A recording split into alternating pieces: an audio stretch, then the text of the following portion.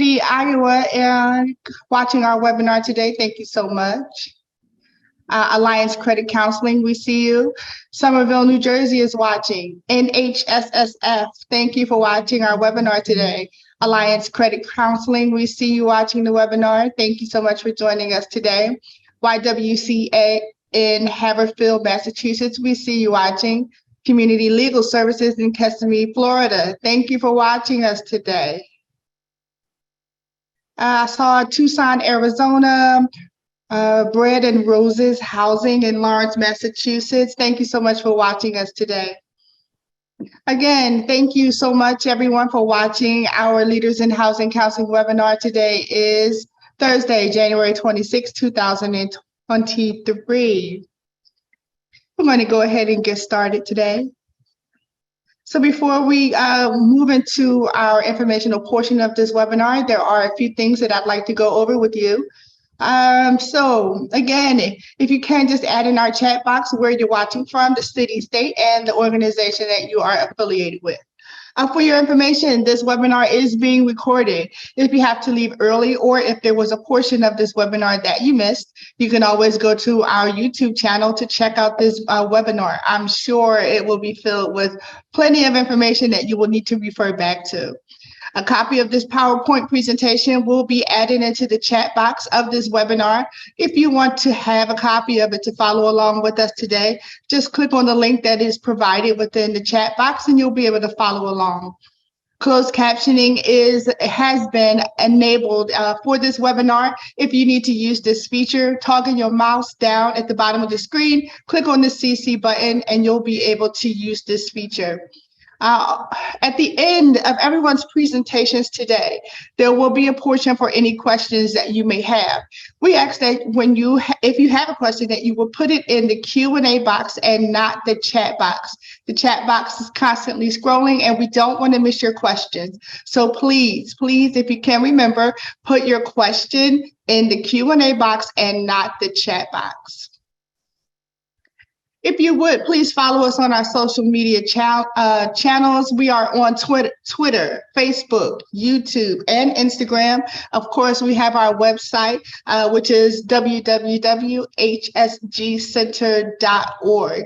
On our website and, of course, on our YouTube channel, you will find all of our Leaders in Counseling webinars that we've had over the years. If there's something that you missed, you can always go back to those sources to view those webinars. We also invite you to join us. If you're not a member, if your organization is not a member of NHRC, we invite you to become a member in order to take part or become eligible for the member benefits. Later on in this presentation, our executive director will go over what those benefits are and how you can sign up. I think that's it for me today. I'm going to turn it over to our Executive Director, Bruce Dorp-Palin, and he will take it from here. Thank you, everyone.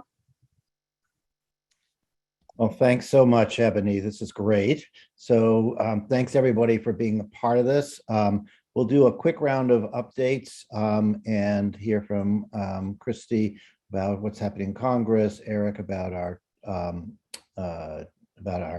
jobs board and work there. I will talk about our conference coming up, which we're very excited about. And Ellie will have updates and move us into the main topic.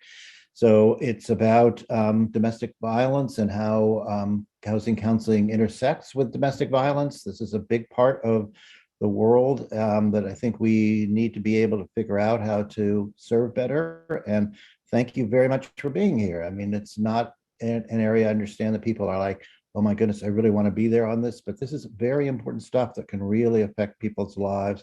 It's, as you'll see in the presentations, there is a very valuable role that housing counselors can play in helping survivors in situations they're in. It's a way that we can support existing networks and amplify the work we do. This is, I think, vital work, and I hope that it will grow in our field substantially, and we're trying to think about ways to help make it grow. There'll be plenty of time for question and answer, so please put your questions in the Q&A box. I know this is one of the more difficult parts of all this, but if it shows up in the chat, then it's hard for our questioners to follow it. And so much better just put it in the Q&A and use the chat box for chatting. I'll talk a little bit about joining NHRC, and we'll also do a quick plug for our upcoming webinar. I think it's February 9th, and we will do a third presentation on credit tools. We got a glimpse of Wayfinder from Credco, and this was clearly a very powerful, very valuable tool. So we're going to get a full presentation on that and how to use it. So please keep that in mind as well. But let's move on quickly onto the agenda. And first, I'd like to spend a moment just talking about our national conference, which we are very excited about. So the 27th and 28th, it'll be in Washington, D.C. We're meeting in the AFL-CIO headquarters. It's a great meeting space. We're having a very warm response from HUD, and I think there'll be some very substantial conversations with them. We are thinking about a lot of other questions about things about the future of housing counseling and things we as an industry, as a community, as a movement need to be thinking about and engaging with and helping shape the direction of. I think this has been a chance to meet with your peers, to hear experts in the field and spend some time with them. There'll be you'll have an opportunity to hang out with Ellie, with Ebony, with Eric, and with Christy and me. And we'll have a reception that evening, Monday evening. So that's always a great deal of fun. And you'll have a chance to have a glass of wine and talk with people there. We're thinking about a lot of things. So if you've got some ideas, things you'd like us to cover, you should write us now, because we're really beginning to hammer it in the agenda. And we're very interested in innovations that can really dramatically move housing counseling forward, kinds of things we like to do at NHRC. So please, registration is not open yet. It'll probably be next week. Once we get that up, we'll advertise it widely. And thank you for everybody who's already said they're interested. I'm thrilled. So we haven't had a gathering in 5 or 6 years, and this will be I'm very glad we're doing this. So with that note, let me hand it over to Christy. Hi, everyone, and thank you all for joining again. I hope you're able to make it to the conference in March. So as far as legislative updates, in the House, Democrats are currently filling committee assignment seats. So this process has been a little slow in both chambers. So essentially, they will be meeting next Tuesday to determine which members will be finally in which committees. So essentially, for appropriations, the agreed upon committee ratio is 34 Republicans, 27 Democrats. So that's what has been told, and we will be meeting with those appropriations leaders. So next week, actually, we have 2 meetings coming up, one with Representative Patrick McHenry from North Carolina 10 and Representative Bonnie Watson Coleman from New Jersey 12. So if you're a housing counselor who works in these districts, we'd love to have you join us. Please insert your email in the chat and I can follow up with you. And so we will still be pushing for $100 million towards HUD's Housing Counseling Assistance Program in FY 2024. So we'll know more about that after spring. And even if you are not able to join the meetings with us, you can still work with us to submit programmatic request letters, which are funding requests from constituents to their officials that show that there is ample support for a funding increase for HUD Housing Counseling Assistance Program, for example. So if you'd like to be involved with that, again, insert your email in the chat. I'd love to touch base with you and see what we can do going into FY 2024. And also, I think that is all. And I will pass it on to Eric, who is next. And thank you so much. Thank you, Christy. Good afternoon, everyone. I'm Eric, and I'm the outreach coordinator. I'm here to remind you all of our free job board we have available. We currently have about 53 jobs posted and 43 resumes uploaded. These jobs are located across the country, and there's also a few remote positions that's available. About 70% of the resumes are from certified housing counselors. The rest are individuals who have little experience, but they aren't certified. I'm encouraging all of you to use this tool to find qualified candidates and to upload your organization's open positions. I'm asking please to relay this information to your managers or recruiting team. And as of lately, our job board has been gaining a lot of traction. The third quarter of 2022, we had just over 3,000 page visits, but in the fourth quarter, we had well over 8,000 visits. So again, I'm encouraging you to upload your open positions and browse the resumes for qualified candidates. If you have any questions, please email me or contact NHRC. We can help you upload and with any questions you have. And that's all I have. So Ellie. Thanks, Eric. All right, so shortly we're going to move into the meat of our presentation, but I did want to highlight some trainings that are coming up. So HUD actually has a couple of trainings, one in February, one in March, specifically related to issues for people impacted by domestic violence and sexual assault. So please take note of those, and Christy will be putting links to those trainings into the chat box. And then also, one of the things that the panelists are going to talk about today is the importance of trauma-informed counseling and getting training for that. NeighborWorks actually reached out and said they offer some of those types of courses.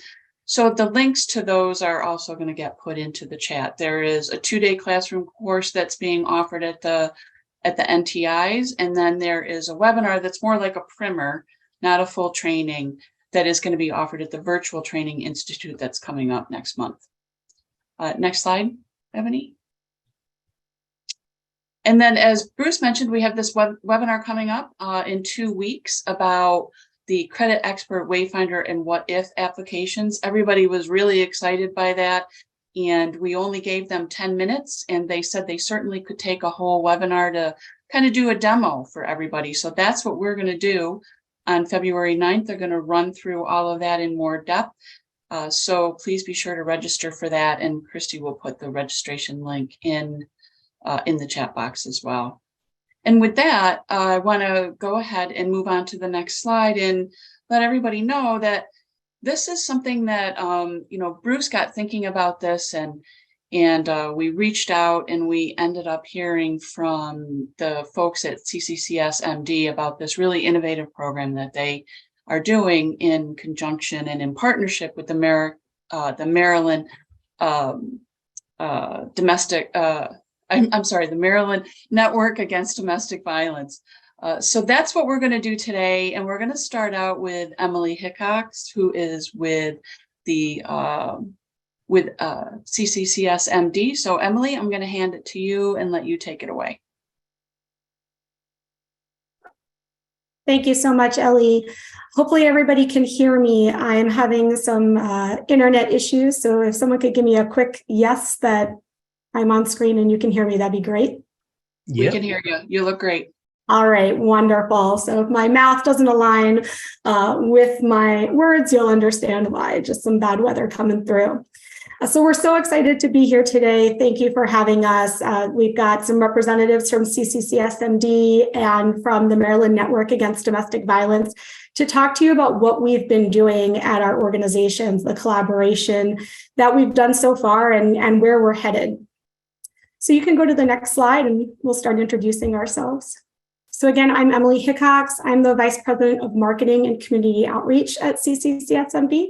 I've been here full-time for a year now and have gotten connected with the Maryland Network Against Domestic Violence pretty early on in my time. So it's been a really exciting year working on this project.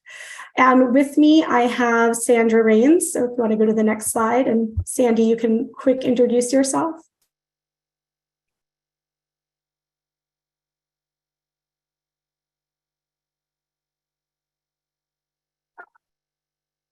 Sorry, that might not be working. But Sandy is a manager of community outreach at CCCSMD, and she's done a lot of the training as part of this program. So she'll be talking with you a lot about the mechanics of what we do.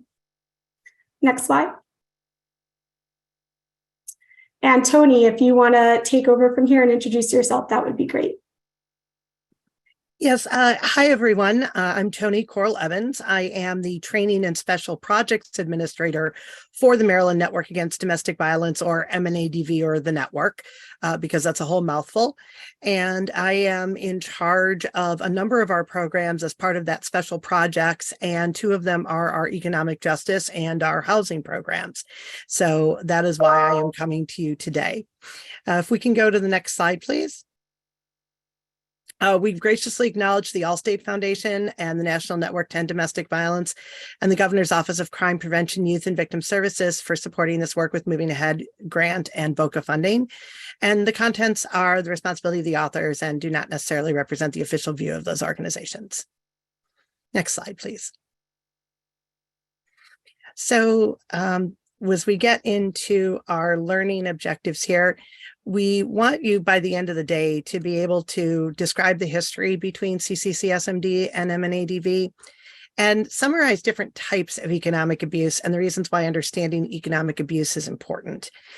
We want you to understand how the individual work of and collaboration between domestic violence coalitions and financial housing or counseling services is important to survivor safety and self-sufficiency.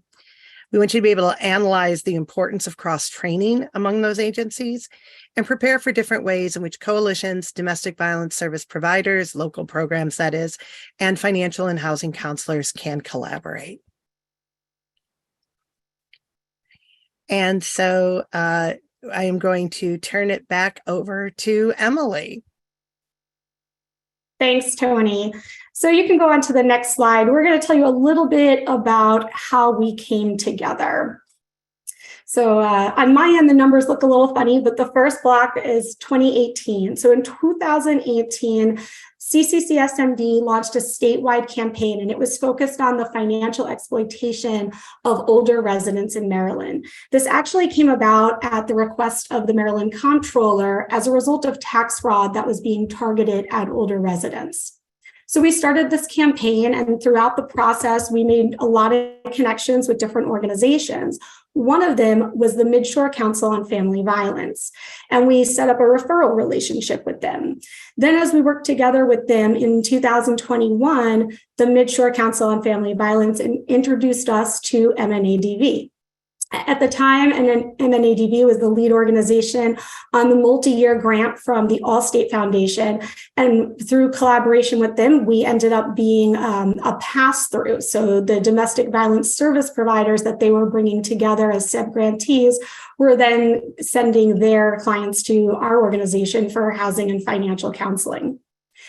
In 2022, we really started building upon this relationship. We were still working through the Allstate grant, but as you're going to hear throughout this presentation, we found other ways to collaborate together. So we're going to tell you a little bit about those projects and all the different trainings that we've done. You can go to the next slide. So one of the learning objectives was talking about cross-training, and you're going to hear that a few times today because we've learned that it's very important that when we're working together that we really stay in touch with what each organization is doing. The more we talk, the more we realize how many areas our paths cross. So one of the things we've done is we've given each other training. Some of it's been part of the All-State Foundation grant and some of it hasn't.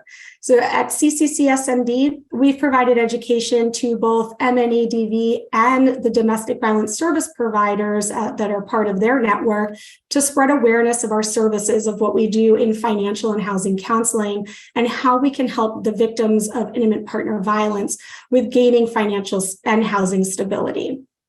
On the MNADV side, they've been educating us. They've educated us formally and informally on some of the housing challenges faced by victims of intimate partner violence.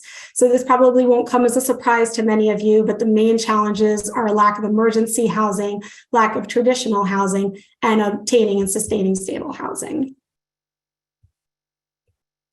You can go to the next slide, and I'll turn it back over to Tony. Thank you so much, Emily. So go ahead and go on to the next slide. And I apologize for the way some of the graphics are showing up. I think when this got downloaded into a different system from what we use, it kind of messed with the fonts. So I apologize for that. So we're going to start out kind of talking about what is economic abuse. And economic abuse is on what we call the power and control wheel, which explains 8 different types of ways in which abusive partners will control their victims. And these range from things like physical violence, which I think is what people most often think about, but frequently that is a last step or not even part of it. Emotional violence, intimidation, using children, using privilege, coercion are all far more likely to happen or precede physical violence. And economic abuse is part of that. So economic abuse, you can see here I highlighted this particular section and made it so that it's readable, so that you can see there's a number of different things that are considered economic abuse. And we're going to go through them. You have to remember that for people, if they can't access cash right now, they need help. It may not be that, they're impoverished or they're poor. They may come from what you might consider to be a really good neighborhood or from what seems like a socioeconomic status that doesn't need help. But if you can't access the money that is part of what should be yours, then you're economically disadvantaged and under economic abuse. So we're going to go through what some of these different types of abuse are so that you can see that there's really a myriad of ways that abusive partners can use money and finances in order to control their victims. So if we can go to the next slide, please. So types of economic abuse, I've broken down 3 major types: employment-related abuse, being denied access to existing funds, and coerced debt. And so if you look, these come from the National Coalition Against Domestic Violence. And, but it's pretty easy to break them down into these kind of 3 major parts. There are some others we'll talk about as well, but I'm going to go through each of these in detail. So if we could go on to the next slide, please, which is employment-related abuse. And so when you look at employment-related abuse, you see that there is just a number of different ways that this can occur. First of all, they may block the victim from educational opportunities, which prevents them from earning money because they may say that they can't go back to school, they can't learn a job, they can't learn a trade, anything that's going to keep the victim from bettering themselves. They may demand an abusive partner that a victim quit working. And so if they demand that the victim quit their job, then the victim has no income of their own, and they are solely at the mercy of whatever money the abusive partner is willing to let them have. They may forbid the victim to look for jobs. They may, they may say, well, you were looking for a job, but you don't need to do that anymore. and tell them they can't look for a job. If a victim is working, they can interfere with the victim's work performance through harassing activities such as frequent phone calls or unannounced visits, which can serve to get the victim in trouble, which leads to sabotaging the victim's employment. And that can be anything from interfering with the work performance by those constant unannounced visits or frequent phone calls or texts to damaging their, something like a laptop that they may bring home from work, sabotaging something like that so that the victim is blamed and they lose their job. And then there is physically stopping the victim from leaving or from going to work. And in some cases, this is what actually happens, is that victims may have a job, they may be ready to go, they may be ready to leave, to go to work, and they will be physically stopped from doing it either on a regular basis or an occasional basis by the partner who has simply decided that on that day, that is going to be the way that they're going to control them. So if we can move on to the next slide, please. So that was the types of employment-related abuse. Now, in addition to that, there is the simple part of denying access to money. This prevents victims from accessing existing funds by, for example, changing PIN numbers and passwords. We live in such a digital society. This was not the same training that we did even 10 years ago. It's certainly not 20 or 30 years ago, right? Because changing PIN numbers and passwords can absolutely keep you from being able to access your bank account. Anybody who has ever been locked out of their own bank account knows what I'm talking about. You know the time that you accidentally hit all caps and you didn't realize that you were on all caps, so you typed in your password wrong 3 times, and then they were like, nope, you don't get to get back in here again until you talk to a live person. And we all know how difficult that is to get a live person on the phone. So once you change those PIN numbers and passwords, you are an abusive partner is being very controlling and keeping the victim from accessing that money. Deciding how or when a victim can use the funds, telling them when they can access the cash or bank accounts or credit or debit cards. So they may hold all of those things and then give people, a certain amount of money and then say, you have to go do this, right? This is all the money that you can have. You can only put this much money on the debit card. So that type of thing. One case I heard of, the abusive partner would give this person, the survivor, a grocery list that was just very extensive, and then give the survivor $60 to buy everything on the grocery list, which was physically impossible to do. And so the survivor would have to pick and choose what to buy, and it was never the right things. And then the survivor would be physically beaten for not completing an impossible task. So using the funds can be a way to lead to other different types of abuse, including physical violence. Holding a lease or mortgage in the abusive partner's name only, so that when you decide, let's say a survivor decides that they want to leave their abusive partner. Well, if the lease or mortgage is in the abusive partner's name only and they have no claim to that home, even though they may have been contributing to it financially, they have no claim to that apartment, even though they have been contributing to it financially, then they're left with having to be the ones who have to leave. And that's when they're going to come looking to you for housing counseling. How am I going to get housing counseling? The lease wasn't in my name. The mortgage wasn't in my name. I have no rental history. I have no, that type of thing. On the other side, you have forcing the victim to give the abusive partner money and their debit or credit cards. So they may force the victim to be the one who is working, perhaps only the one who's working. So the victim might be the only person who has a job, but yet all of the money is being controlled by the abusive partner. And then they may use the victim's checkbook, debit or credit cards without the victim's knowledge. And they may take out debit and credit cards in the victim's name without the victim knowing it. Or, for example, buy a new car in the victim's name, get a loan, And then what they'll do is they'll default on the loan. So the victim is left with thousands and thousands and thousands of dollars of debt that the abusive partner racked up in their name. And when they leave, they have to take care of all that debt because it's in their name. I mean, we know of a survivor that we work with extensively who is a contributor, a survivor leader. And she told us she couldn't find a bank in 3 counties that would give her a bank account because he had opened so many accounts in her name and written bad checks that she never even knew about. So it's not uncommon to find out that there's a car in your name that's been repossessed that you never even knew existed, or that, they may have put the lease in only your name and then never paid the rent. And so now you have a bad rental history. So for our survivors, this type of denying access to money, there's so many different ways that it can be done.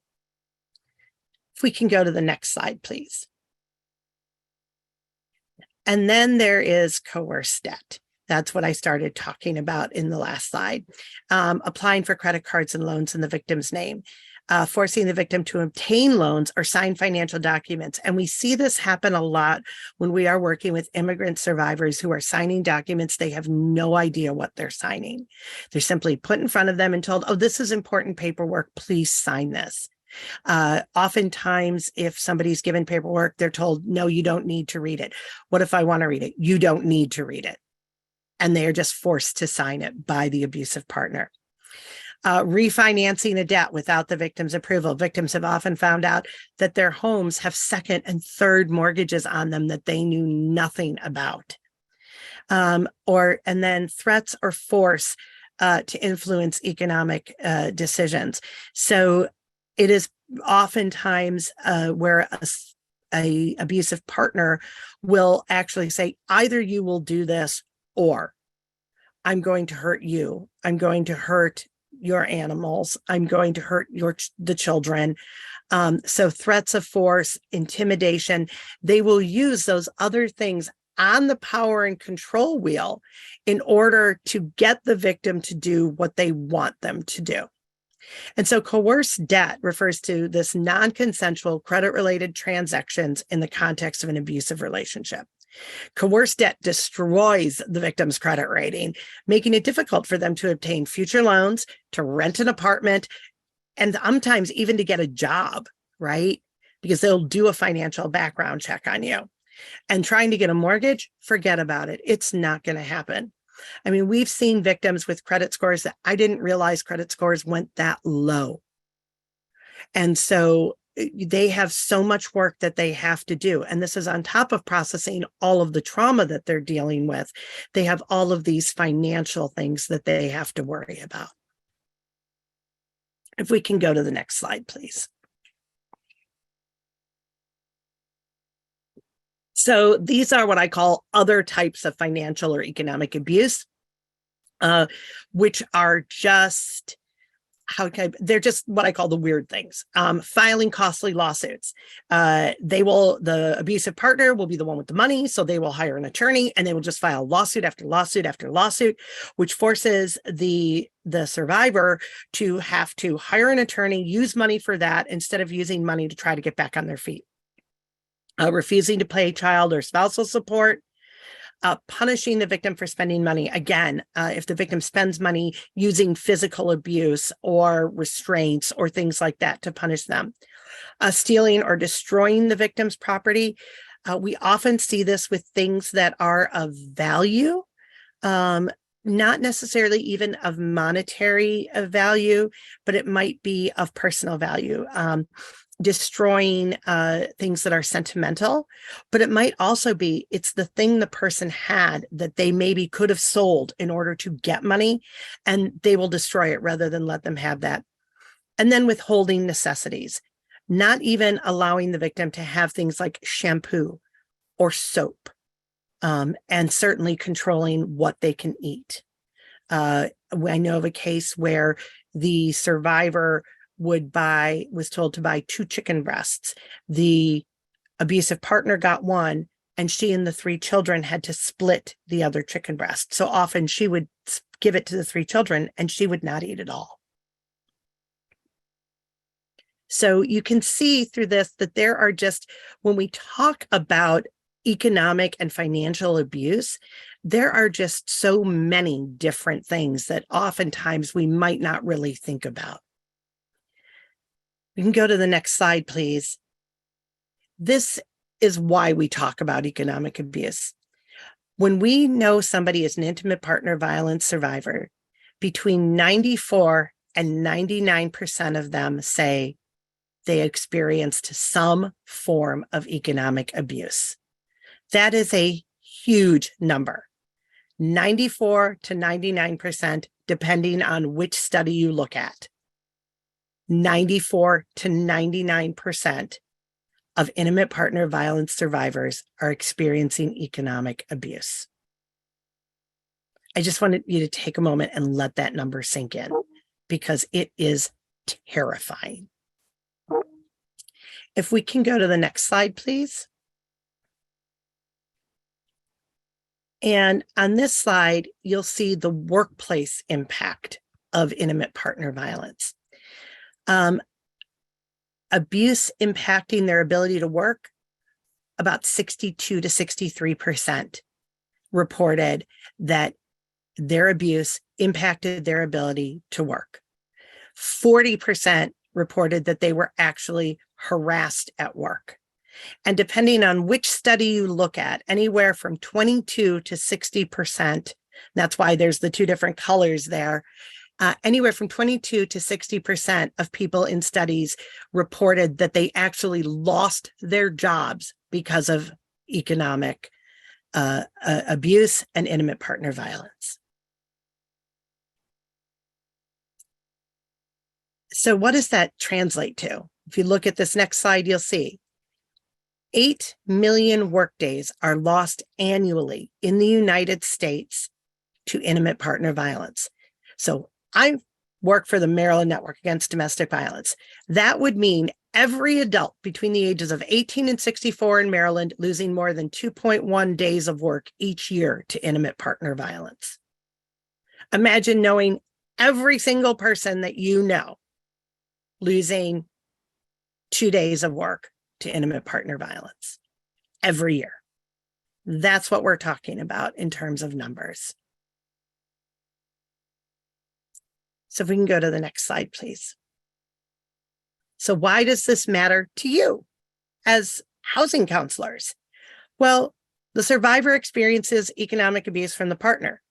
The survivor leaves the partner, but is now homeless with no economic support. So the survivor seeks help from housing counseling services like you. You are the lifeline, just like CCCSMD is when we're talking about financial services and how do we work through those things that are so important for people to understand when it comes to their finances.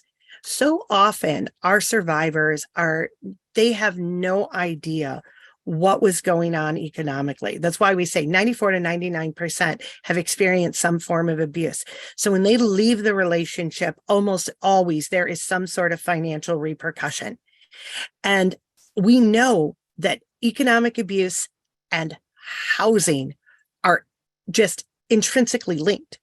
Having economic justice and economic empowerment leads to housing stability.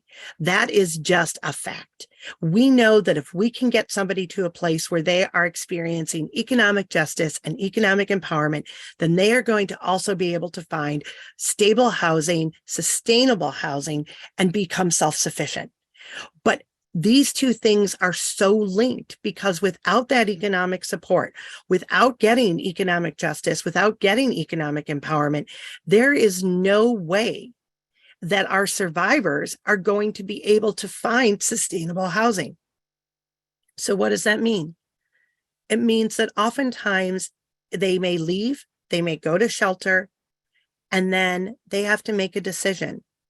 If I leave shelter and there isn't enough sustainable housing, there's not transitional housing available, I can either go live on the street or I can go back to my abusive partner. Well, at least I know the danger I'm in if I go back to my abusive partner. If I'm living in my car, or I'm living in a tent, or I'm living day to day, week to week in a motel in a very bad area, I don't know what the dangers are there. I know what the dangers are with my partner, and I can mitigate those. Nobody should ever have to make a choice between going back to an abusive partner and being homeless. And that is what our survivors all too often have a chance, have that choice to make. I can either go back to being abused economically, emotionally, psychologically, physically, or I can be homeless. Because they need housing counseling services. We all know there's a housing crisis in this country right now. Affordable housing is so difficult to find. And yes, I mean, I have worked in the Washington, D.C. and Baltimore metropolitan area where housing is incredibly expensive. Major cities like New York and Los Angeles and Chicago and New Orleans.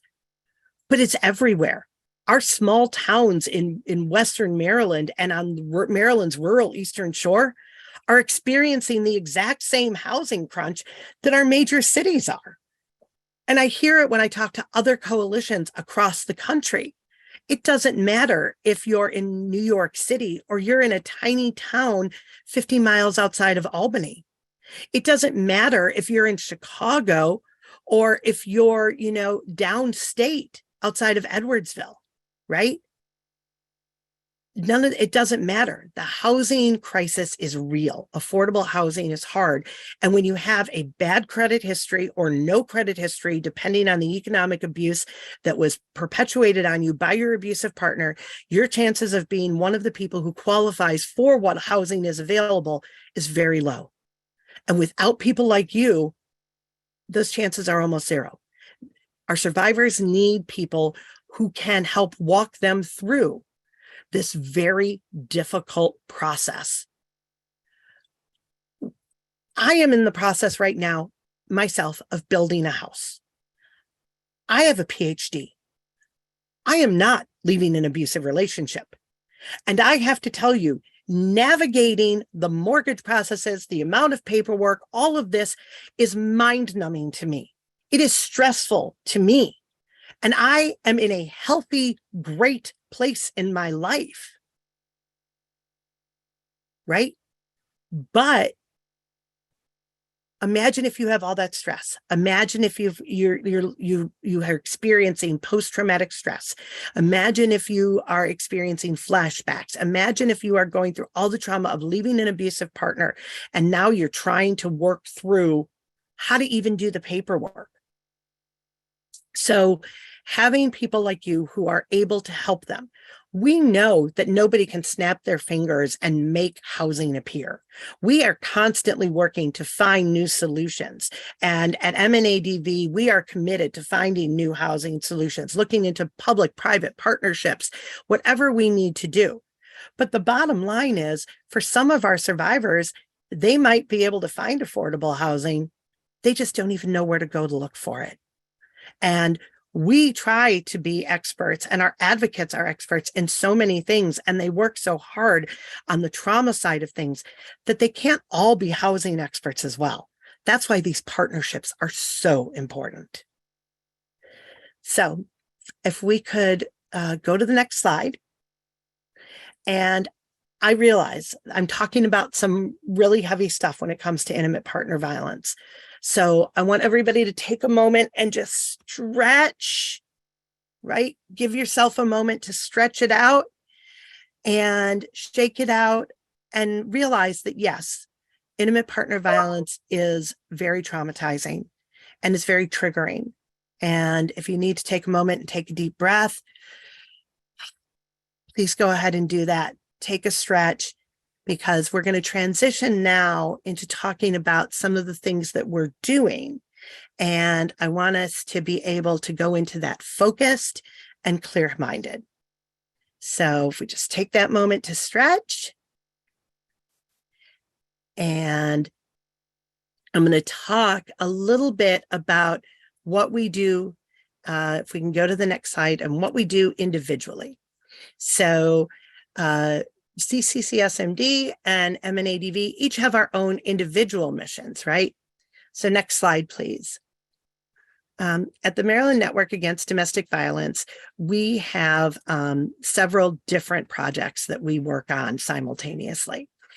We provide training and technical assistance for domestic violence service providers, victim advocates, law enforcement, mental health, medical health professionals, all prosecutors, other attorneys, advocates, legal advocates, housing advocates. So we provide training and technical assistance across the state.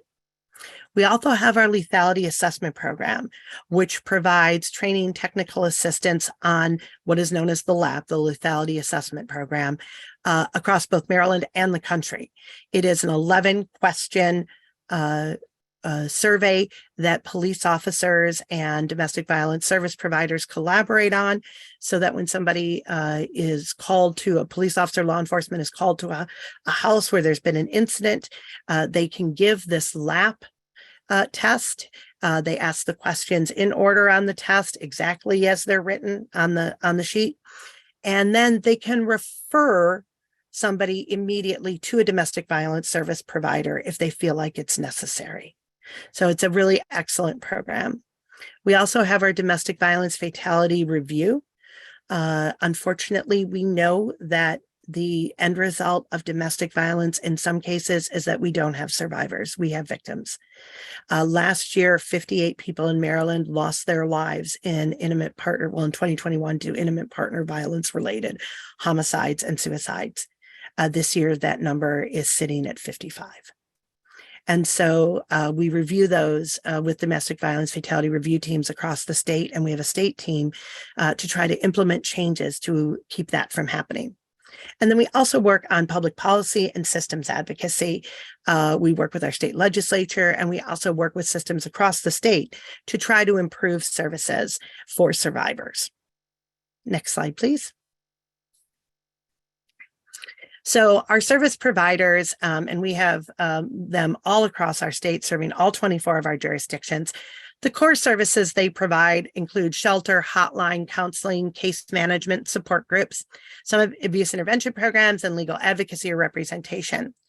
But here's the important thing. Additional services, they provide transitional and rapid rehousing and economic empowerment. And so working with you is where this can come in. You can help our survivors to be able to understand what their options are. And I saw that there's the webinar next that's coming up about identifying survivors, because you may have people who are coming to you not because they've been referred to you by a domestic violence service provider, but you may begin to understand what some of the red flags are that will alert you that that may be the situation somebody has been in. You may wind up being the people that refer them to a service provider. And so working on transitional and rapid rehousing and economic empowerment, again, like I said, they're intrinsically linked, and that is really important for our service providers. Next step, slide, please. So other partners include our culturally specific service partners who are working with different groups. The Asian Pacific Islander Domestic Violence Research Project, HANA and HANA Safe, which works with Jewish survivors and elder Jewish survivors. Elder Safe works with elder survivors. Jacada works with Jewish survivors. Adelante Familia at the House of Ruth, Maryland, works specifically with Spanish-speaking survivors. Other professions working with IPV victims and survivors include law enforcement, forensic nurses, state's attorneys. We collaborate with them. Our national partners include the National Network to End Domestic Violence, the National Coalition Against Domestic Violence, the Allstate Foundation, and the National Low Income Housing Center, along with the National Housing Resource Center. And then our community partners, domestic violence coordinating councils, family justice centers, hospital-based programs. We work with the Maryland Healthcare Coalition Against Domestic Violence and Maryland's commitment to veterans. We work with mental health coalitions, and we also have a military family advocacy program. Of course, the community partner we're most excited about talking to you about today is our partner who's here with us, and that is Consumer or Credit Counseling Services of Maryland, CCCSMD. So I, at this point, I'm going to turn it over to Sandy from CCCSMD to tell you a little bit more about who they are and what it is that they do.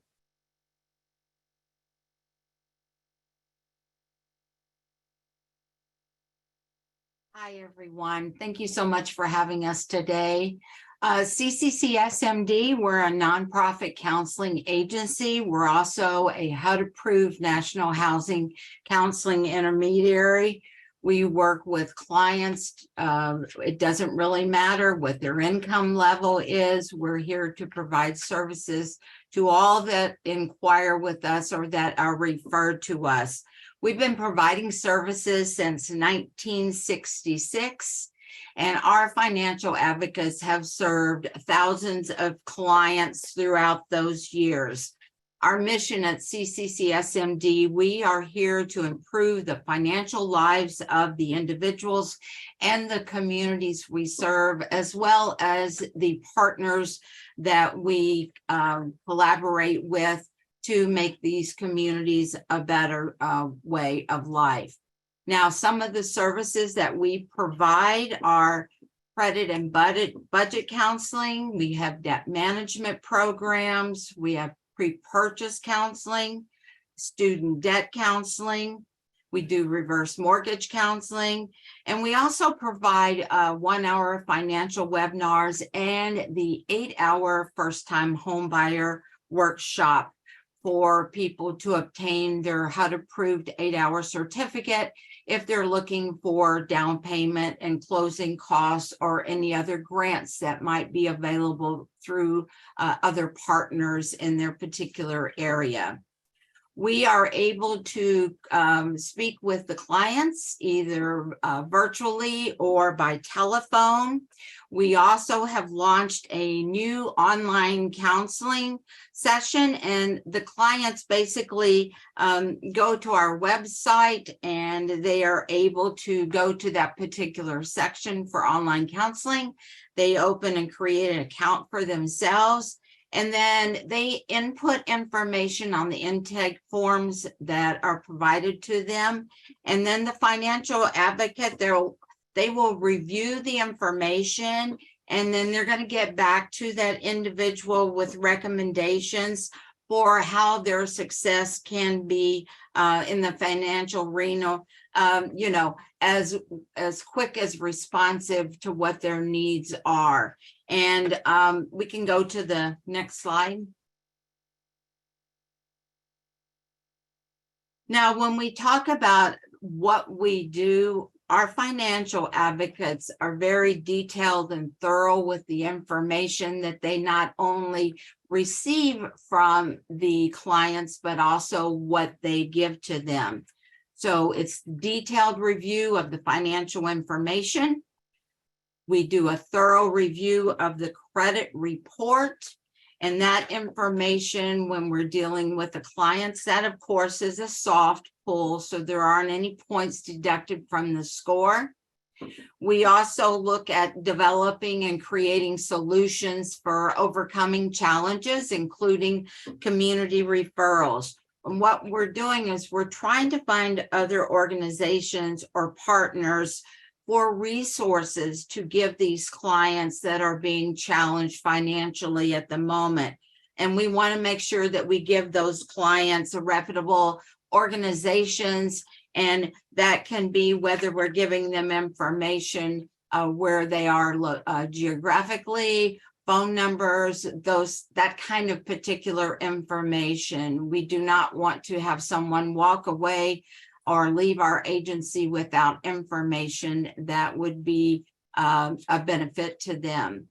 And then after the financial, we call our counseling agencies counselors, we call them financial advocates. So they're going to create that customized action plan so that the debt can be addressed. What are the financial goals of that particular client, and how they're able to work together as the financial advocate and the client to make sure it's a step-by-step process to making sure that there is success at the end of this particular goal.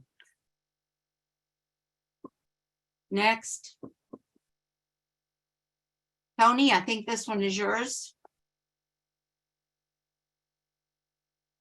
It sure is. Mhm. So thank you so much, Sandy. So next I want to talk about what do we do collaboratively?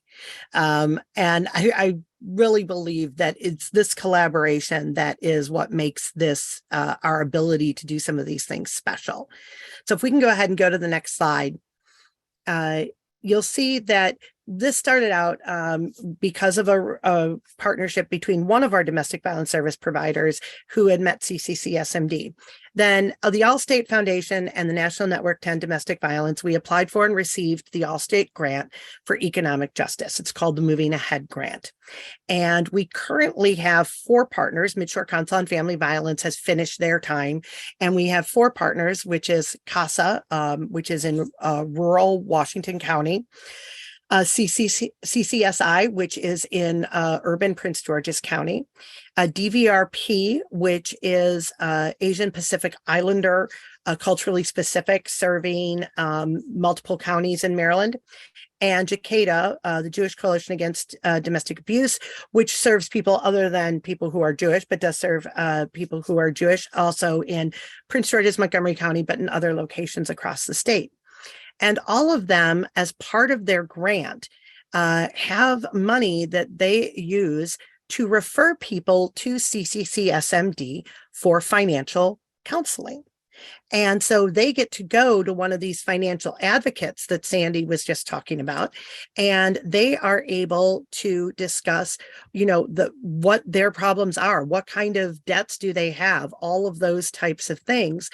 And that is really important because for our survivors, before we had this grant, we're not experts on finances. We're not experts on financial counseling. That's not our realm. And we really didn't know where to send people. Now, when we can send them to CCC SMD, they can take them through that whole process Sandy just described, and they can come out at the end with an action plan. And that is something that our clients have never had an ability to have before. So that's the first part of our collaboration. I'm going to turn it back over to Sandy to talk to you about one of the other things that we do that's really important.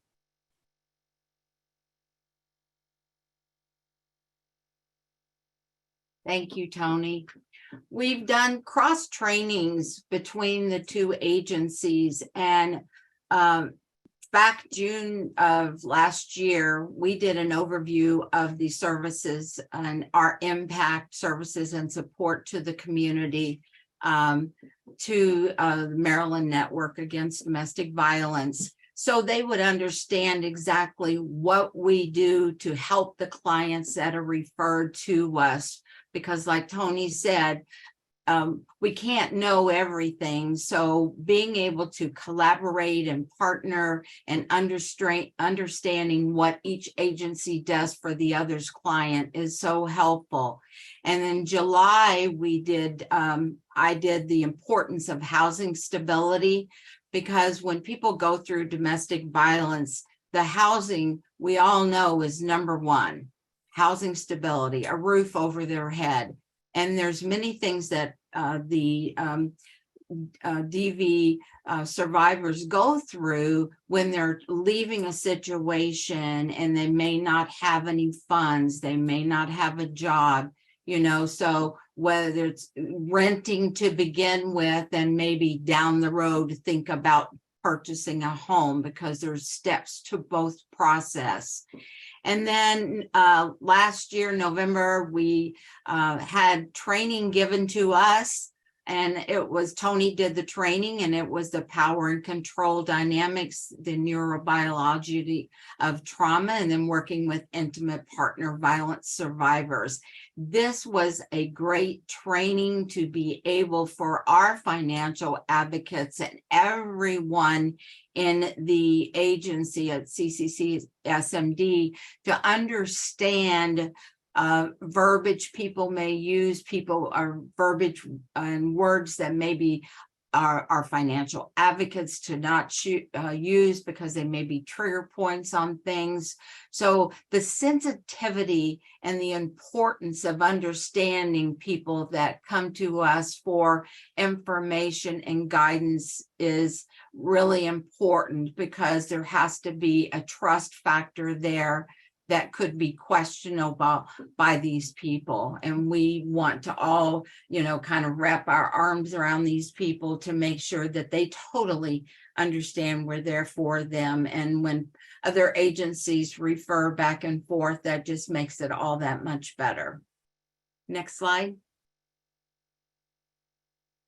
So what are some of those services and benefits to the survivors of the intimate partner violence relationships? I had mentioned some of those already, and we go into great detail with them about it.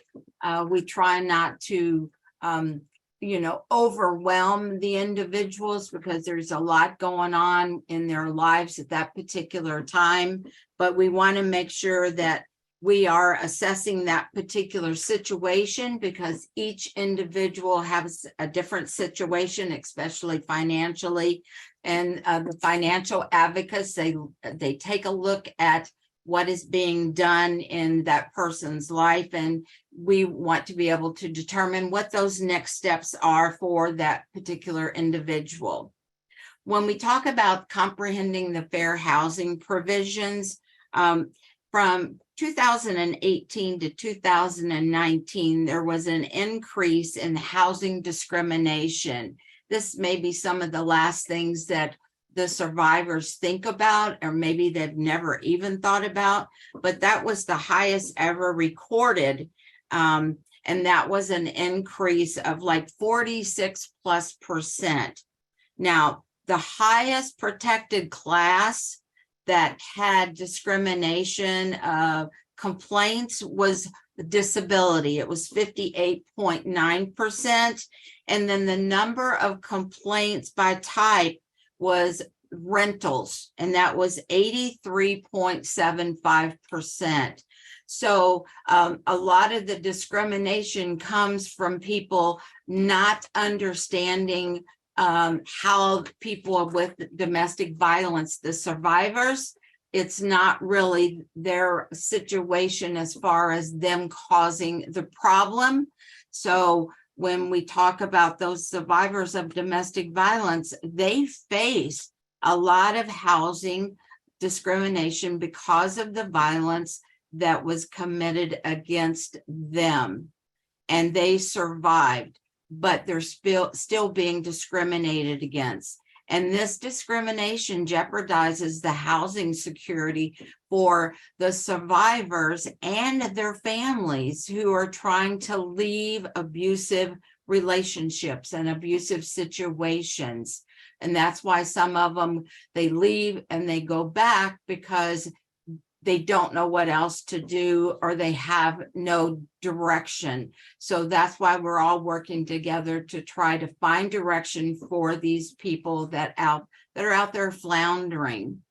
Then when it comes to the tenant and landlord responsibilities and how they're compared, we want to make sure that the individuals understand that domestic violence survivors, they may not have been involved in situations, but there could be something showing up, when someone does their credit report, and we want to make sure that we're talking to them about what situations have, come up, and it may not have been their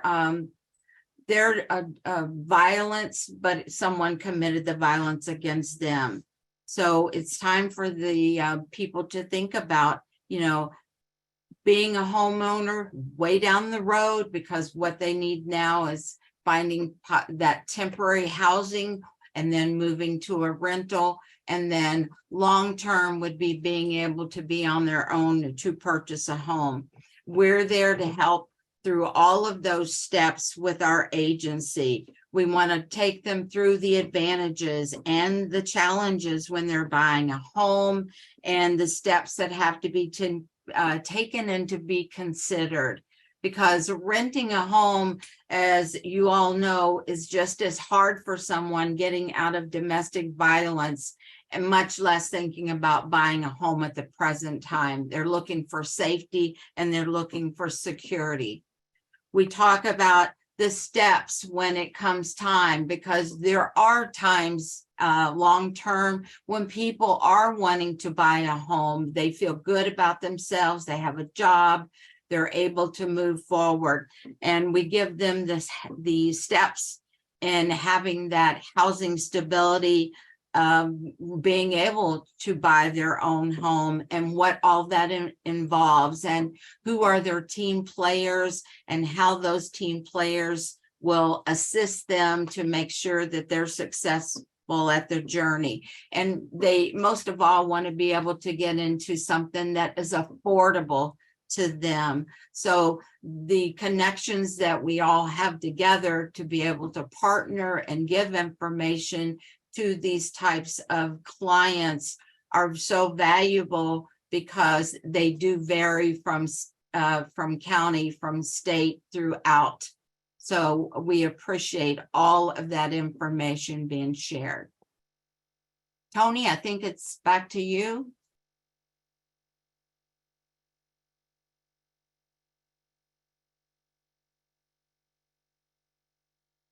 Absolutely. So when we did this training, we do evaluations on all our trainings, and 100% of our attendees ranked the training as excellent or good. 100% said that they had acquired and would implement new skills and knowledge. And comments included that what was most particularly helpful was that they would use this resource, CCCSMD website, and particularly help for information on landlord responsibilities. A lot of our DVSPs seem not to understand exactly where the difference lied between what tenants were responsible for and what landlords were responsible for. And Sandy broke that down very clearly. So if we can go on to the next slide, please. So the M&ADV training that we did, we started out with defining domestic violence and intimate partner violence and the power and control wheel, like I did at the beginning here with just the economic section. We went through all 8 sections of the wheel. And then we compared and contrasted some culturally specific wheels with the gender neutral wheel. We analyzed why leaving a situation is difficult and evaluated all the different ways that abusive partners can manipulate systems, specifically economic and housing systems, to harm their victims. We talked about stress and trauma and the difference between individual, collective, historical trauma, and polyvictimization. And then we went into the neurobiology of trauma and talked about how the brain, the parts of the brain, relate to the neurobiology of trauma. We recognize how trauma manifests in survivors and how it might show up when they're sitting there with you. And then we talked about how to provide trauma responsive services. So it was a long training, and I thank CCCSMD for coming along with me on what was quite a long ride, but it was an amazing experience. And if you go to the next slide, you'll see some of the things that they said, came out of the training. They learned the importance of being sensitive to and aware of a variety of possible dangerous situations. It helped their counselors and educators learn how to identify a victim and be sensitive to possible triggers and careful with the language that they use when talking with the client. It broadened their counselors' awareness of how broad financial exploitation is in intimate partner violence. And then it explained the types of financial threats, the fears caused by financial exploitation, and the tactics used by the abusive partner, which I hope are some of the things you also got out of that earlier section today. But if we can go to the next slide, this was the thing that hit me the most. This was a comment from one of the people who attended the training. The eye-opener of the trauma training was the number of times someone in an abusive partnership tries to leave before they do. I am grateful, however, to know that economic financial abuse is finally being recognized and taken seriously. So many people are held back from establishing their own financial identity or having their own finances put at risk due to a controlling partner. The training we received gave us the ability to better identify potential situations like this and be even more compassionate and helpful towards clients who are victims of trauma. And that to me was just one of the greatest comments I've ever gotten from a training, because that was exactly the purpose of the training. And the person who wrote this comment summed it up better than I ever could. So that was amazing. If we can go to the next slide, please. So we are going to talk a little bit now about, well, that's what we've done in the past, but we certainly don't like to rest on our laurels. So I am going to turn it back over to Emily and Sandy, and Emily's going to talk about some future things we have planned. Thanks, Tony. Yeah, we've talked a lot about all the things we've done, and it's been quite a lot of things. It's been a really exciting time. As heavy as this topic is, I feel like our team has grown tremendously from the trainings we've received and just the interactions we've had with Tony and her team. So you can go to the next slide, because we're not done here. We really feel like we're in the infancy stage of our collaboration, even though we have already done so much. But there's a couple of things coming up and our focus for 2023 that we wanted to share with you. The first is we're going to do a domestic violence awareness campaign. And the theme of it's going to be economic abuse is intimate partner violence. And the way this came about was just conversation. It was just us talking and meeting and talking about how there's other areas of need for consumer awareness and protection that CCCSMD wants to be a part of and that we could collaborate on. So we mentioned earlier that we've been very involved in Protect Week, which is really focused on older Americans in Maryland. And this is going to be a new campaign that we're starting this year. So our goal is to bring together nonprofits, state and local agencies, and other entities to promote the awareness. Also, during one of our collaborations, we just connected on this concept that financial planning around pet ownership is so important. We talked about it in general, but then we started talking about how much it relates to survivors and situations where victims are trying to leave but don't want to leave their pets. And it really kind of spiraled out of control as to how significant this discussion needs to be. And we also learned through the discussion that one of the domestic violence service providers that's part of MNADV's network has added a pet shelter to their shelter for victims. So what we've decided to do is we're going to do a panel discussion on the financial impacts of pet ownership. At CCCSMD, we had already put together a mini series on the financial life of pets in general. So we're going to be adding a 5th episode to that video series where it's representatives from both of our organizations as well as a domestic violence service provider talking about this topic. And the last thing that we're going to be doing, well, it is definitely not the last thing we're going to be doing, but it's the 3rd thing on this slide. But we're going to be exploring our collaboration on the financial needs of military connected survivors. And this too was something that just came out of us talking, myself as a military spouse and some of the other members of our organization, kind of knowing what it's like to be on that side of things and how it relates to the work that MNADV is doing, really just connected with us. And we said, oh gosh, we need to dive into this as well. So that's one of the new things that we're looking into. And as you look at these things, these 3 things on the slide, you might be thinking, oh, they're a little bit all over the place. And it is because every time we talk, we find new ways to collaborate. And I really believe that's because the missions of both of our organizations and really the passions of each of our team members are so aligned. Everything that we do as Tony has mentioned, everything they do has a housing component to it, as well as everything we do. So it just really makes sense for us to work so closely together. And I know this slide is going to look a lot bigger by the end of 2023. So you can go to the next slide, please. So one of the things we tried to do for today was put together a little toolkit, something that you all could walk away with and have to think about what we've done here as CCCSMD and MNADV and how that might work for your agency or your organization. So if you go to the next slide, there are 3 things on the screen, and don't worry, it's okay that you can't read them all right now. But the first thing is a checklist. So I believe a link to this checklist is going to be put in the chat so that you can open it up.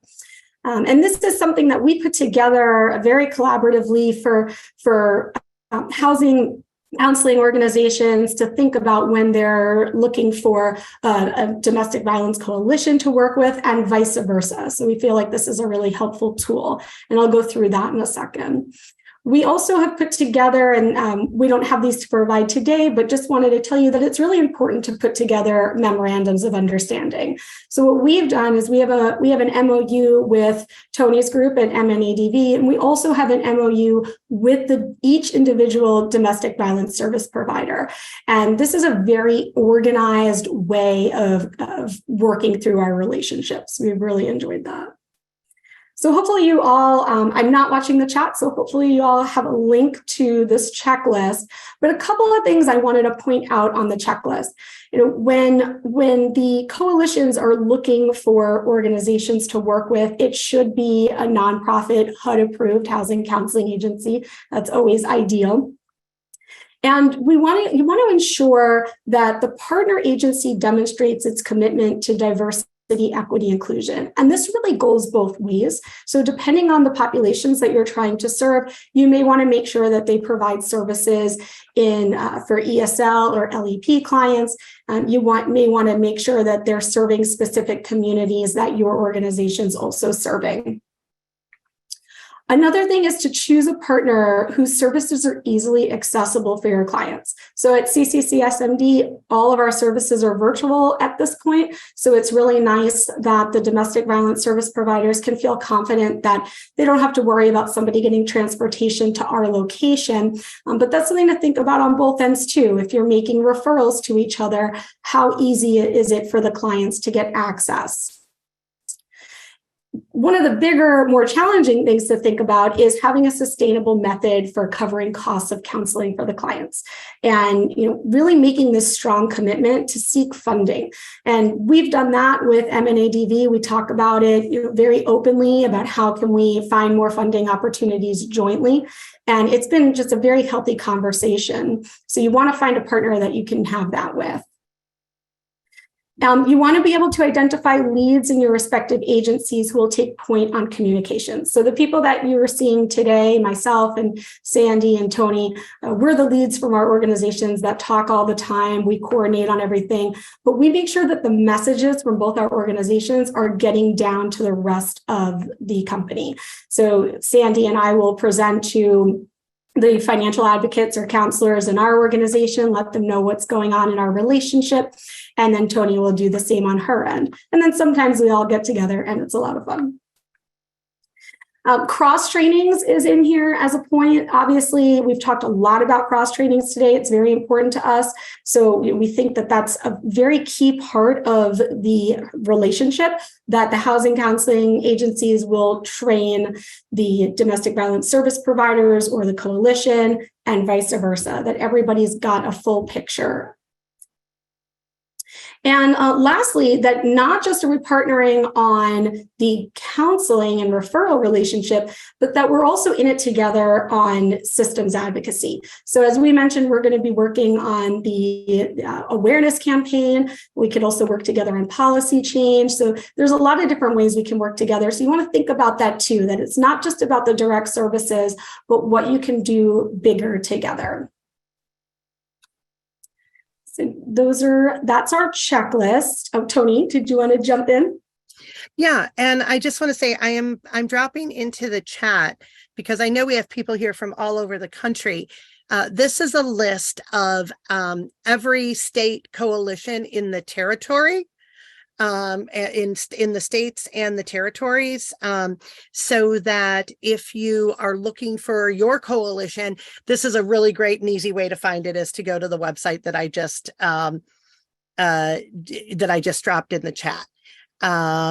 And so if, if you have questions about that, also, if you have questions about MOUs and how to go about doing that, you can also feel free to reach out, because those MOUs are really important to define what your roles are and also your policies and your procedures for how you're going to go about referring people. We know that client confidentiality, safety, and privacy are extremely important to our clients. So that's written right into our policies to exactly how we go about doing referrals to make it safe. So I am going to go to the next slide then.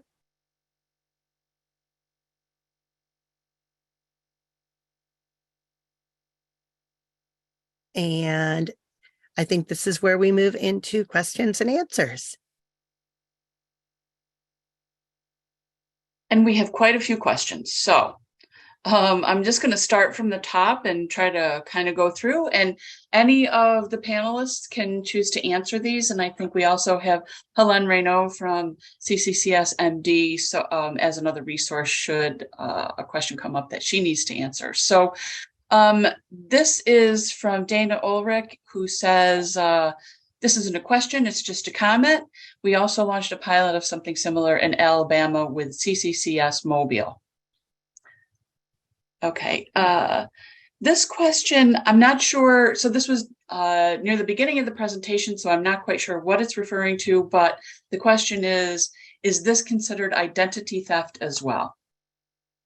I'm guessing that probably has to do with the coerced debt and using other people's credit cards and things. It's very hard to prove it as identity theft. Because you're not actually assuming the other person's identity. And especially if the partners are married, it depends completely on the laws of your particular state. So I'm not a lawyer, but I would definitely check with an attorney if you have somebody who's in that situation to see if that's a component or a way that you can go about getting some sort of restitution. Okay. Do you have any stats on financial abuse specific to vulnerable or older adults? We see a lot of misuse of power of attorney, neglect of dependencies, walker, glasses, hearing aids, acting as a de facto conservator, and indentured servitude trafficking, seeking better ways to address these situations. So before anybody answers, the one thing I do want to say, we will be doing another webinar sometime in March. We're in the planning stages for it, around similar issues as what we're talking about here, but for victims of trafficking. So stay tuned for that. But now that I've made that plug, go ahead and answer the question, Tony, or one of the CCCS MD folks.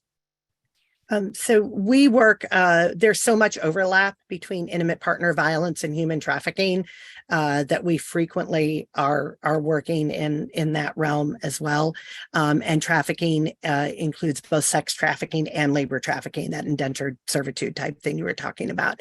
And so, yes, you see those types of things. And as far as elder abuse or abuse of vulnerable adults, we actually did an entire series on it a couple years ago because it is so prevalent. Anytime somebody, we have several power and control wheels which explain different marginalized communities, and anytime somebody belongs to that, it just gives an abusive partner more tactics to use in order to control them. So not being to have access to their hearing aids, not having access to a wheelchair, all of those things, not threatening to withhold meds, those types of things with elders. And that's why we have strong partnerships with both HANA-Safe and Elder-Safe, because they both work specifically with elder populations and the specific abuses that they often face. And so along the same lines, have you seen reverse mortgage abuse, coercion to take out equity on the home of a 62 plus victim of DV, and how do you suggest preventing this? Once again, not something we had to talk about before reverse mortgages were a thing, but now that it is, that is often seen more, not from partners, but usually from caretakers. Usually dependents, either children or other family members, not as much from partners, but it definitely does happen. And I think what's important is if you are talking to somebody, is to get them to put in writing to you what they want. Because the problem is all too often, all we have is, well, they told me this, but then somebody shoved a piece of paper in front of them and used some form of coercion to get them to sign it. And there's nothing written to say that that's not what they wanted. Okay. And if I may jump in a little bit to come back to the topic of older adults, I think you might recall in the beginning of the presentation, we talked about the inception of this partnership, which really came from the opportunity we had to run a statewide campaign focused on the financial exploitation of older residents. And through that campaign, we really were able to kind of create and tighten relationships between service providers, and a lot of the state agencies, including adult protective services. So if you have a minute, check out, we have a website for Maryland called protectweek.org. Protect Week is the name of that campaign. And what we've done there is we've really kind of worked with all of the state agencies and different consumer protection groups, including the Attorney General's office, to identify our respective roles. And you will see there's different documents in there, escalation procedures and how to report financial abuse. And you will see that, we all have kind of created this kind of ecosystem in Maryland where we're working really well on some of these issues, and it's made a big difference. So that's kind of another model. Maybe that's something we can talk about another day.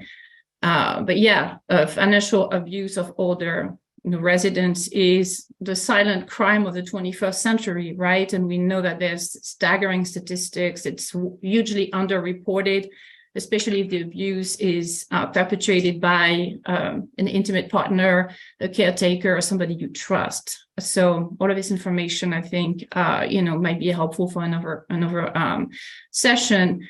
But it is a huge concern in Maryland. It continues to be a big concern. Thank you. Thanks, Helen. And we will keep that in mind as a follow-up. Is the LAP built on Campbell, or is that test old school? Somebody obviously knows their danger assessment. Yes, it actually the LAP started back in the early 2000s and was developed in conjunction with Jackie Campbell's work. It's a shorter version than the danger assessment, designed specifically for lethality, and we're actually rolling out version 2.0 right now. We have a brand new version of it that's come out that has moved strangulation up to being one of the top questions, because we know that is one of the largest indicators of potential lethality. Please feel free to reach out about that.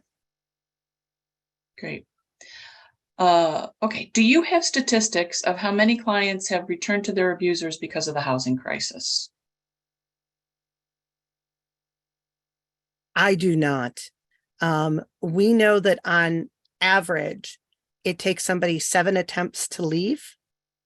And that's for a person who is white. We know that for people of color, that number rises to between 11 and 13 attempts because of the problems with interacting with various public systems.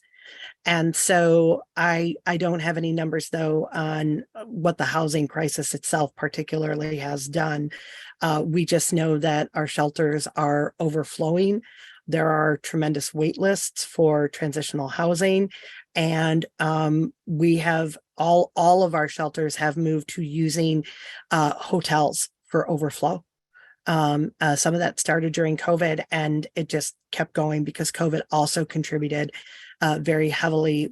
It was called the shadow pandemic because intimate partner violence went way up, and we've had to adjust for that. Thank you. This is a question for CCCSMD. How do you assist clients that don't have access to computers or have no computer experience or internet service? Sure, I can take that one, Ellie. Actually, the online counseling that we mentioned earlier is really new for us.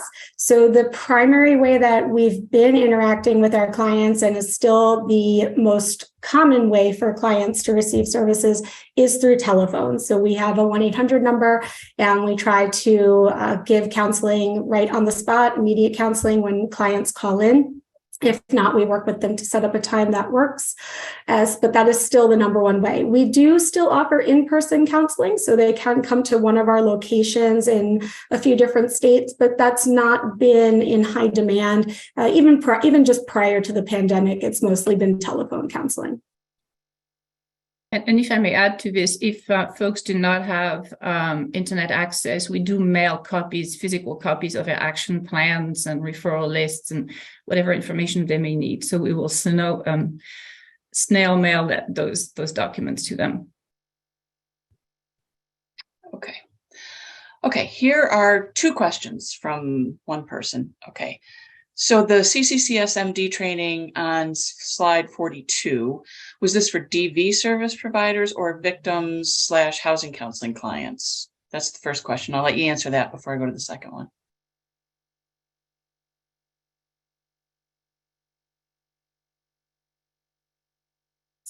I don't have the slide numbers in front of me, but I believe that was for the domestic violence service providers. Okay. When we piloted this, they're talking about their organization. When we piloted something similar, we struggled to get buy-in from local DV agencies to partner with, refer to our local housing counseling agencies. The domestic violence groups were concerned about protecting their clients and saw it as duplication of services. Would love to talk further about how to overcome this. Yeah, Dana, I saw that question and I would really love to get together outside of this meeting because I think that's something that we've worked through. We've talked out quite a bit. And I know Tony would love to join that conversation as well, because that is a concern. And that's one of the reasons for the MOUs. We've been really strategic in how we've put those together. Also, how we've set up our referral process. So right now, the way we are referring clients is directly through email. So the domestic violence service providers will introduce their clients to our counseling manager over email. But as we're expanding our program, the number of referrals and actually increasing the coalitions that we're working with in other states, we're thinking of setting up a specific 1-800 number, a line that's just for those that are being referred from domestic violence service providers. So again, definitely reach out to me via email. I'd love to connect and talk more about this. And just so that you know, accidentally, Debbie Chandler with ARC somehow ended up the anonymous attendee, but that's Debbie is with ARC in Arizona. And, okay. And we definitely would like to talk to you because privacy is so important in confidentiality. And that's why we always talk about getting a release from our clients that is specific, time limited, and they sign it and it's just for that purpose. So, you know, you may use my name to refer me to this group. That's the only person who knows my name. All you can release is my name. So it's who do you release it to? You have 1 week to do it and you can only release this and then that's it. And by really limiting those parameters, you cut out all those safety and privacy and confidentiality concerns. And that's why we have it right in the MOU. Okay. Okay. So this question, so let me see if I understand. If the abuser writes a check, signs the victim's name, and the abuser's name is not on the account, that is not ID theft? I don't know what the state laws, I mean, every state's laws are different on what identity theft exactly is. To me, that sounds like identity theft, but I don't know what the state laws are. And so I can't tell you. You would have to consult with a local attorney, either a prosecutor's office, but it's very difficult. And you also have to understand that a lot of survivors don't want to have anything to do with the police. The police are not the primary way that people move out of situations. And in many cases, they're afraid of the police because they've had prior bad run-ins. They may have tried reporting it to the police in the past and weren't believed. So when they weren't believed that they were being physically abused, they don't think anybody's going to do anything about them being economically abused. Sadly, it's just kind of one of the sad facts about it. Okay. All right. And I just want to, this is my issue with keeping track of things, but I do want to say that the comment about the DV providers having that concern coordinating with housing counselors, that was actually the group that's in Alabama. So they're the ones that had that. This is what Debbie Chandler wanted to say. The presentation was excellent. We're fortunate enough to be an agency that has both the HUD Housing Counseling Agency and a DV Elder Victims Program under the same nonprofit. And we have benefited much from the internal collaboration that you described working in the ways you described. But there was still a great deal that we can gain from your accomplishments and your external collaboration. Thank you. Well, thank you. That's the last of the questions. And I hope you're monitoring the chat because, boy, there's been a lot of really great compliments and thank you for the presentation and comments about how much people learned. And people are, and thank you, Emily, for putting your email in the chat box.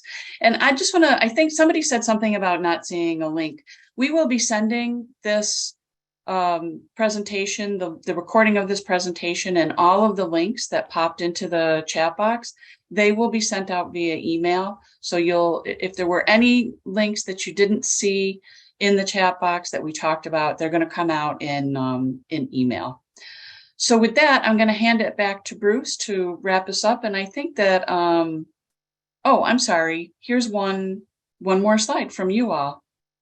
Yeah, I just dropped the evaluation link into the chat. We always like to hear what people thought. So I put the link in the chat and we just look forward to hearing your responses.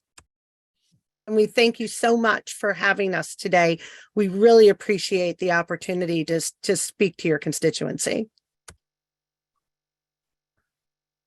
Excellent. That was really, really valuable. We really admire the work that you do. We admire the contribution. It was really powerful and important stuff. And we'll be interested in figuring out if there's more things we can do in this field. This is a quick reminder to join NHRC. We do depend on your membership to keep us going and to keep us independent and to allow us to lobby and to be advocates for you and your work.